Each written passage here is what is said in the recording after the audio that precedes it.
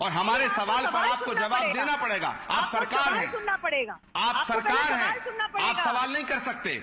सवाल हम करेंगे, हम करेंगे, जवाब आपको देना पड़ेगा। 60 साल से आपके सवाल सुने, अब 7 साल में भी आप सवाल करेंगे। राजनीतिज्ञ क्यों है कि भारत की बुराई से अपनी राजनीतिक बैसाखी बनाना चाह रहे हैं? मैं पूछ रही हूँ, मैं टूल किट की बात कर रही हूँ, ट्विटर की बात नहीं कर रही। राहुल गांधी टूल किट को बखूबी फॉलो करते हुए देश के ऊपर, देश को अंतरराष्ट्रीय स्तर पे उसकी बदनामी क्यों करना चाह रहे हैं?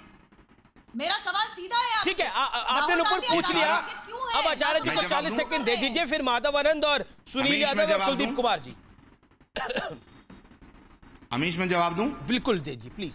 ये सारा इंटरनेशनल मीडिया, सारा देश का मीडिया, सारा सोशल मीडिया सब राहुल गांधी की बात मानता है।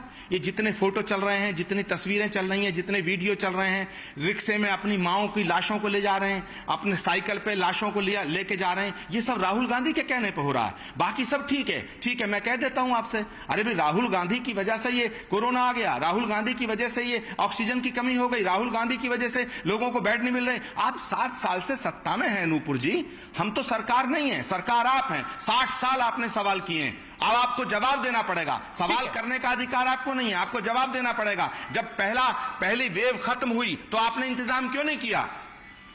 6 महीना, अगस्त, सितंबर, अक्टूबर, नवंबर, दिसंबर, जनवरी, फरवरी, मार्च, आपने क्या किया?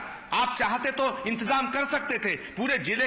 अमित जी, मैं 5 सेकंड और दीजिएगा। अमित जी, पहली वेव में जो भारत सरकार की संजीदगी थी, जो गंभीरता थी, वो दूसरी वेव में भारत सरकार की गंभीरता नहीं दिखाई दी, जिसकी वजह से देश में ये हालात पैदा हो रहे हैं। और जो देश के मंजर है, जो देश के हालात हैं, उन्हें देख करके ये आंख बंद कराना चाहते हैं। जो सवाल करता है उसे देशद्रोही बताना चाहते हैं, जो सवाल करता है उसे देश के खिलाफ बताना चाहते हैं। हम देश के खिलाफ नहीं थे, ना है, ना हो सकता है। कोई भी देश का नेता इस देश के खिलाफ नहीं है, लेकिन सवाल करना हमारा अधिकार था, हम करेंगे, आज भी कर रहे हैं और करेंगे। माधव आनंद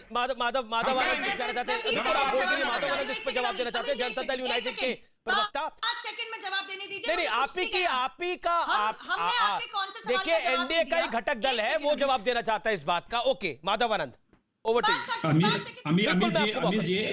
अमीर जी, मैंने आचार्य जी की बातों को सुना और मैं कहना चाहता हूं, बड़ी गंभीरता के साथ कहना चाहता हूं कि ये लाशेज की जो बातें हो रही है, क्या यूपी में पहली बार हो रहा है? यूपी में तो एक परंपरा है, कई सारे हिंदुओं परिवारों में पीढ़ी दर पीढ़ी ये परंपरा चलती आ रही है कि आकस्मिक मृत्यु किसी की भी होती है तो गंगा किनारे उनको दफना दिया जाता है। अब बात रही कि जैसे कांग्रेस और जो विपक्षी दल हैं, क्या मोदी जी को, आदरणीय प्रधानमंत्री जी के लिए क्या पार्लियामेंट्री वर्ड यूज नहीं कर रहे हैं? एक वैश्विक स्तर पे ये लोग जिस तरह भारत का इमेज खराब करने की कोशिश कर रहे हैं, आप और हम इस चीज को भली भांति समझ रहे हैं। लाशों पे राजनीति करना, नकारात्मक बातें करना, ये महामारी है, वैश्विक आपदा है। आचार्य जी, आपने भी वर्ड यूज किया, फ्री कफन देने की प्लानिंग कर रही है, क्योंकि आपकी सरकार दे रही है। मेरी बात पूरी होने दीजिए, मेरी बात पूरी होने दीजिए। वैश्विक आपदा है, जब आपने खुद कहा आचार्य जी ने वैश्विक आपदा है, आपदा में राजनीति को आप ताक पे रखिए।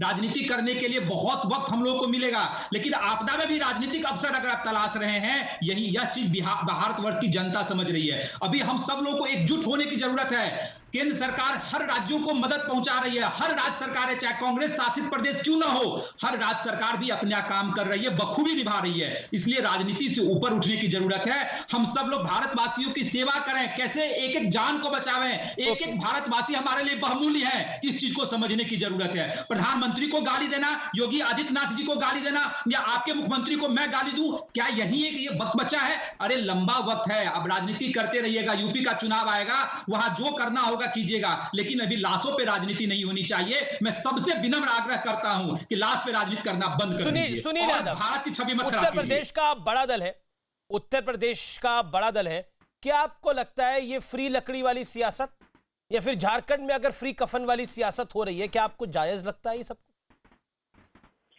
देखिए अमीश जी, मैं ये कहूंगा कि इस जो कोरोना महामारी से पूरी दुनिया जूझ रही है और हमारा देश भी जूझ रहा है, और इस महामारी से सरकारें भी लड़ रही हैं, हम आप सब मिलकर के लड़ रहे हैं।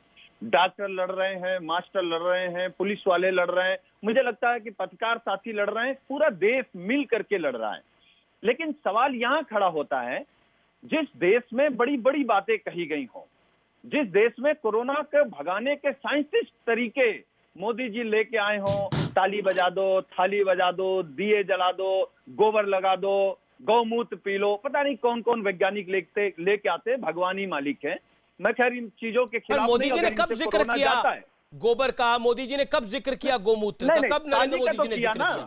ताली का किया, थाली का किया, एक तो ताली दूसरी बात, बजाने से मोदी कोरोना जी भाग तो- जाएगा, नरेंद्र मोदी ने कब बोला था? अरे अरे भाई, मैं आ थाली रहा हूं बजाने ना। से थाली बजाने से अगर कोरोना यही भाग जाएगा बात कब नरेंद्र बोलेगा? मोदी ये बोला बता था देते डॉक्टरों का कि हम- हौसला बढ़ाने हम के लिए दवा थाली का बजवाई इंतजाम गई कर थी। रहे हैं, हम गैस का इंतजाम कर रहे हैं। वो तो ऐसे वैज्ञानिक हैं मोदी जी कि पता नहीं किस नाली में डालेंगे, गैस निकाल लेंगे, रडार में छिपा देते हैं। वो तो अद्भुत हैं। खैर, हम उनके प्रशंसक हैं कि उनसे बड़ा वैज्ञानिक अभी तक दुनिया में कोई नहीं हुआ है। ये तो हम कह रहे हैं, इस पे आपको भी खुशी होनी चाहिए, बीजेपी को खुशी होनी चाहिए। लेकिन जो सवाल आपने किया, मैं कह रहा हूं, क्या अमित जी आपने कभी अपने जीवन में देखा हो या सुना हो कि लाशों की लाइन लगी हो? हमको आपको भी अच्छा नहीं लग रहा है।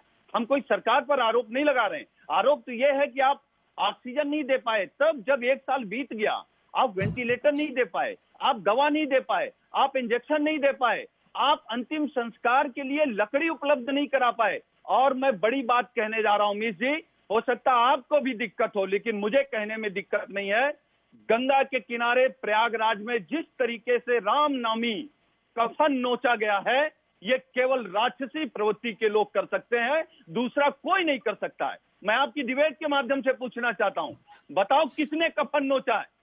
ये कफन नोचने वाले उन कुत्ते और गिद्धों से ज्यादा बुरे लोग हैं। ये राक्षसी लोग हैं। ये कौन लोग हैं? आप बता दीजिए, हम जानना चाहते हैं कौन लोग हैं।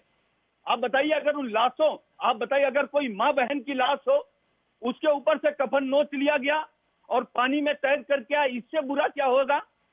किस तरीके से देखने में लगेगा? मैं आपके हम नहीं इमोशन को कहते हैं समझ कि रहा हूं। लाशों पर बहस होनी चाहिए, लेकिन जो सच नुपुर है, नुपुर नुपुर लाशें नुपुर नुपुर छिपाई ये भी बड़ा नहीं जानी महत्वपूर्ण चाहिए। पॉइंट है। ये बड़ा महत्वपूर्ण पॉइंट है। देखिए, आपकी सरकार है, सिर्फ ये 3 साल पहले